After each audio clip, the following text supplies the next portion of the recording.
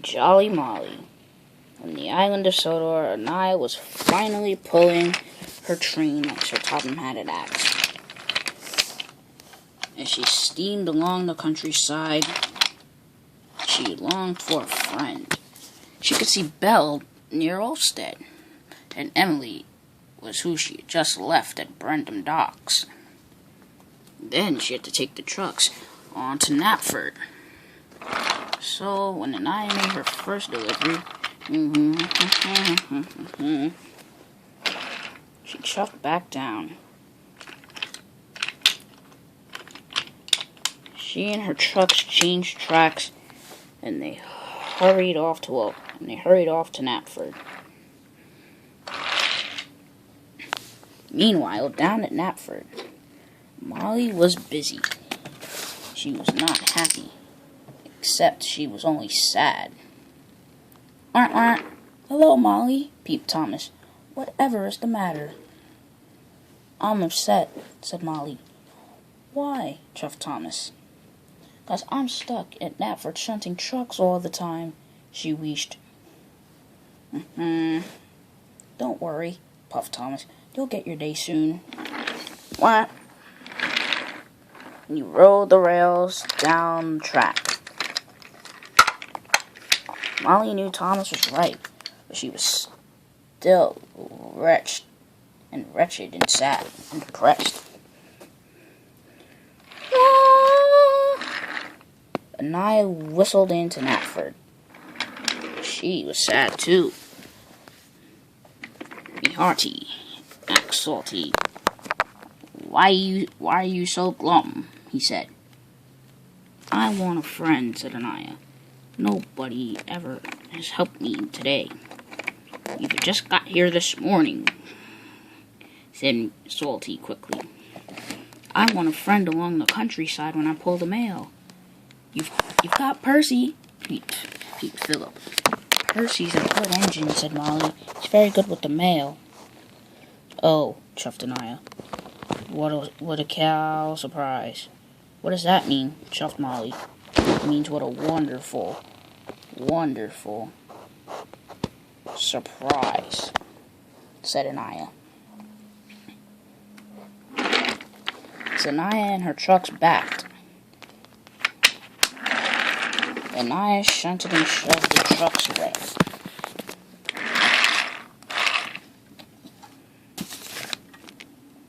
Sir Topham had arrived.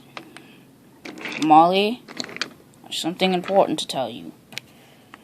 It's going to be a permanent job shunting here at Knapford with Philip, the diesel box cab, on the fourth platform. What a wonderful idea, sir, said Molly. Molly backed sadly. But then she realized that Knapford was the busiest station. All the engines go to Knapford, she chuffed. I'll see every engine. Thank you, sir.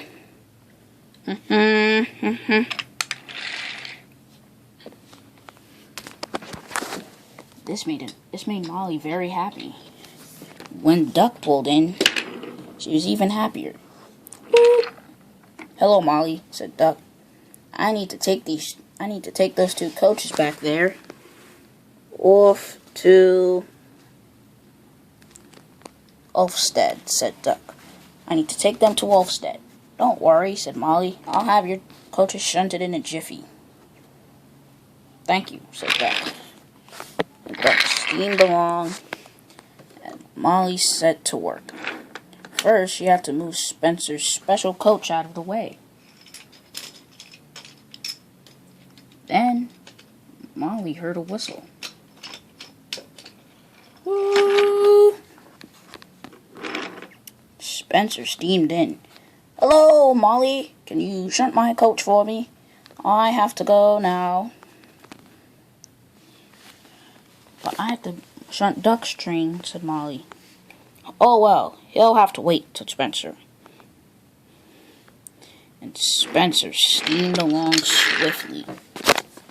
What am I to do? Then Anaya puffed up.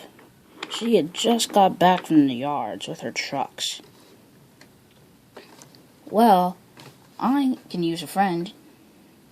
So, Molly agreed to helping Anaya be friends with her.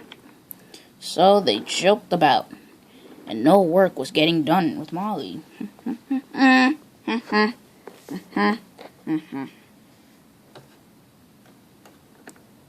Finally, Spencer arrived. "Look out!" cried Anaya. Anaya jumped back. Spencer biffed her. "Oh!" he cried. "How dare you be on my line?" said Spencer. "Sorry," said Anaya. "Why isn't my train ready?" Oh, said Molly. "Terribly sorry, Spencer." She moved out of Spencer's way as fast as she could. "Serves you right," said Spencer. Spencer pulled along. He was cross. Now he was late because Molly wanted to play around. "Sorry, Molly," said Anaya. "It's okay," chuffed Molly. "Sometimes fun can get you into trouble. I have to shunt ducks trucks now. Aren't they, coaches?" Molly had already biffed them hard. The couplings were jerked, and now the couplings were not stable anymore.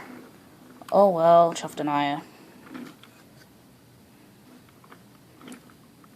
Molly steamed them on. The coaches were supposed to be on Anaya's track, but instead they weren't. When Duck puffed in, he rammed the back of Anaya. "Oh," said Anaya. She got bumped. "Sorry," said Duck. "Molly, why isn't my train ready?" "Whoops. Sorry," said Molly. "You'll just have to pull them along that track. After all, the V-switch is right here." Duck was not amused. Molly had made him late too. Duck coupled up to the train, and Duck pulled along. Molly and Anaya sat silently on the other track.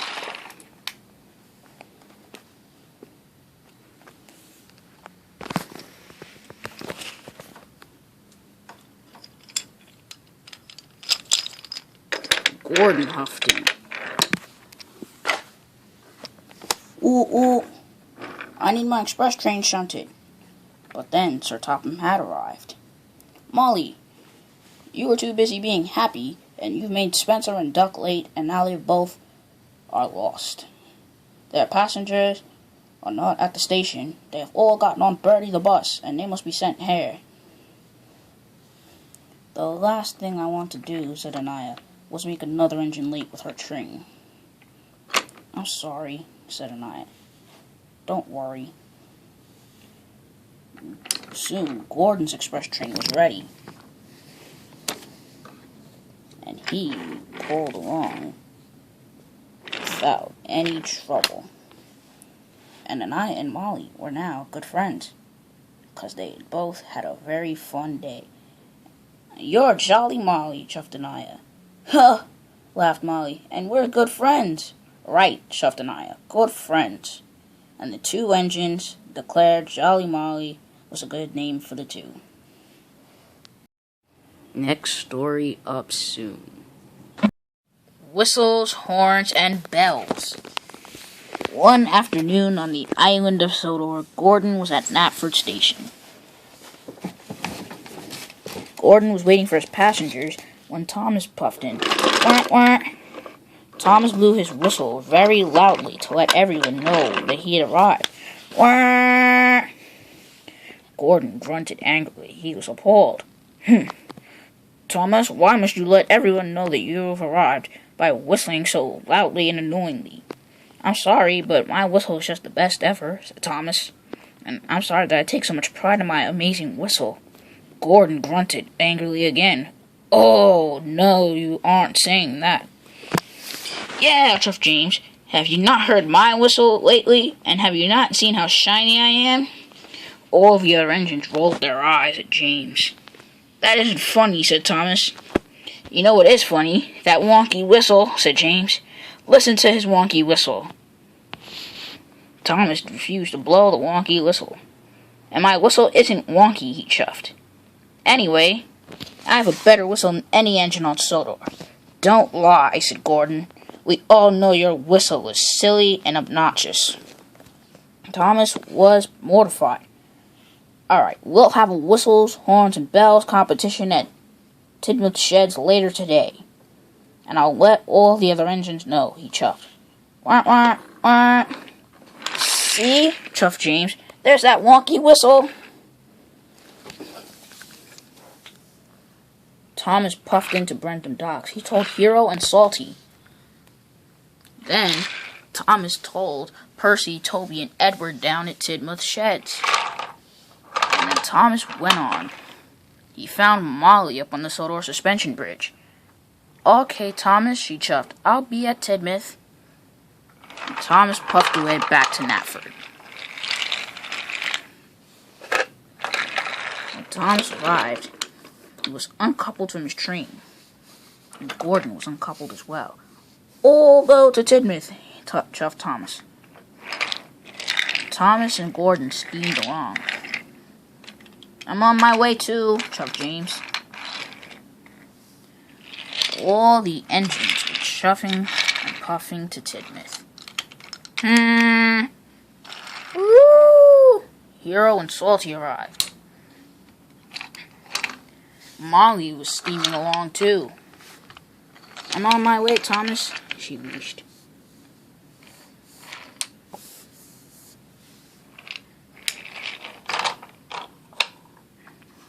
Thomas turned onto the turntable and raced into a berth. Whoa. The whistles, horns, and bells competition will begin shortly, said Gordon. I get to call all the shots, said Thomas. After all, I am the one that devised the plan, that devised the competition. What? No. The shiniest engine should be the one that gets to talk. Engines were still on their way.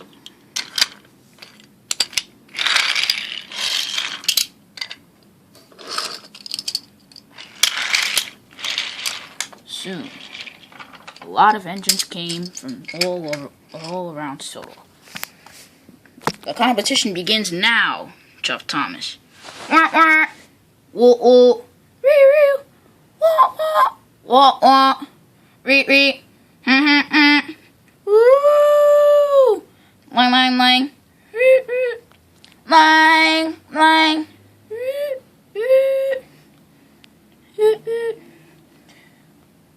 I have the best whistle, chuffed James. No, I do, said Edward. I have the squeakiest, said Whiff. And you're proud of that, chuffed Gordon. Whiff sighed sadly. No, I'm not proud of it. I have the best horn. You have the only horn at Tidmouth Shed, said James. So of course you win the best horn. But who wins the best bell out of Toby and Belle? Chuffed Ryan. I do, said Belle. No, said Toby. I have a better bell. I'll decide, said Gordon. No, you won't, said James. After all, I am the reddest, and I match the doors and the turntable. Oh, as if, said the engines. But anyway, my whistle is better. Thomas had an idea. Why don't we find someone to decide who has a better whistle? Whiff, please find somebody. Okay, Thomas, said Whiff. Whiff was steaming along the island. He stopped at Sodor Suspension Bridge on Gordon's Hill and found Butch. Butch, can you please find somebody? Actually, no, Butch, can you please come to Tidmouth Sheds? We have something important. All right, said Butch. I'll be on my way. And Butch followed Whiff to Tidmouth. When Whiff arrived, he brought Butch with him. Okay, whistling competition resumes, said Gordon. Percy, you're first. Ree! Ree! Percy blew the weirdest whistle any engine had heard in their entire life. James, you're up, said Gordon. Wah! Wah! Salty, you're up with your horn. Hero, you're next. Woo! Molly, you're next. Ryan, you're now. Belle, you're now. Lang, lang. Toby, you're now. Lang, lang, lang. Emily, you're now. Edward. Wah, wah. Whiff. Ree, ree. Thomas. Wah, wah, wah. And now me. Woo. Ooh, ooh. None of you have the better whistle. Salty has the best horn. He's the only diesel engine at Tidmouth, said Butch. Just then, Anaya whistled in with the mail. Butch had finally made his decision. That is a wonderful whistle, said Butch. Anaya, if you were in the competition, you'd win. And since I'm the judge, Anaya is now in the competition and Anaya wins. All the engines were very cross. How dare you? You were all being silly, said Butch, listening to a stupid whistles, horns, and bells competition. What kind of competition is this? A competition should be who is the most kindest. Well, actually, no, there should be no competition ever. You are all friends, and you should all stay that way. Now, all of you get back to work. So, all the engines left. Molly went back to her passenger train. Hero and Salty left back for Brendam. Ryan, Belle, and Emily left back for Knapford. Gordon and Thomas apologized to each other. I'm terribly sorry, Thomas, said Gordon. I'm sorry, too. I didn't mean to be rude to you and make fun of your whistle, said Thomas. We all have wonderful whistles, and we're all friends, and all the engines cheer.